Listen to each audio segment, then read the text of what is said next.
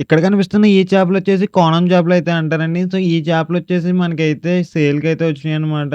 So, మనం ఏంటంటే ఎప్పుడు కూడా ఇలా బల్క్స్‌లో తీసుకున్నప్పుడు వేలంపాట సెక్షన్‌లో తీసుకోవాలి. ఎందుకంటే మనకైతే తక్కువకైతే వస్తదనమాట. మామూలుగా మనం ఈ చేప విడిగా కొంటే ఎక్కువ రేట్ ఉంటది. అదే మనం ఇలా వేలంపాటలో తీసుకుంటే గనక చాలా అంటే చాలా తక్కువ ప్రైస్‌కైతే వస్తది.